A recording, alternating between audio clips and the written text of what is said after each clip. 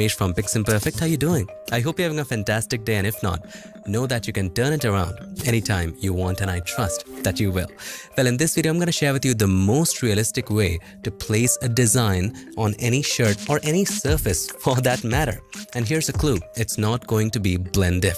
There's a flaw with BlendIf, and we're going to discuss this in this video. This is something else. It's also based on the brightness and the darkness value, but not BlendIf. It's going to be much better. So without any further ado, let's get started. I'm excited to share this with you.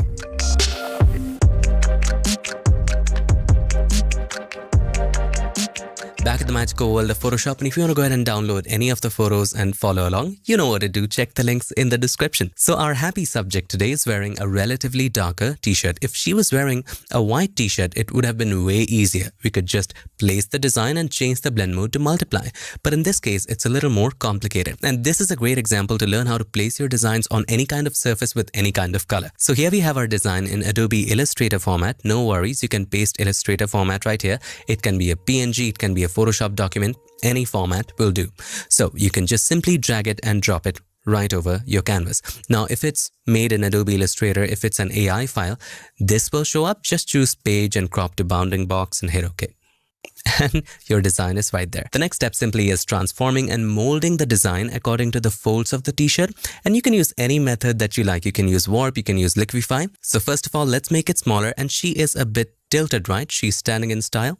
So something to learn. Anyway, so tilt the design slightly and let's make it smaller as well, just like this. And you can place it however you want. This seems to be about right. Now, since there are not many folds in her t-shirt, we don't have to do much. Just a little will do.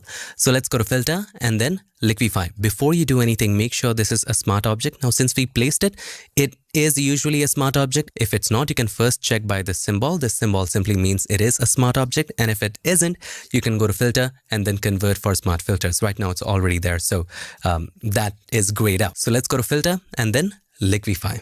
Now we need to see through the design to look at the folds of the shirt. To do that, scroll down on the right hand side and make sure you have checked show backdrop. And we want to see the background layer, right? And we want to see the background layer behind the design.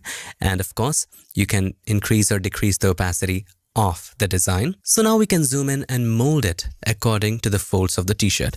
Now there are not many folds here. We can see some slight folds, so we can push it in a little bit. See, we are bending the horn accordingly so that it's a little noticeable.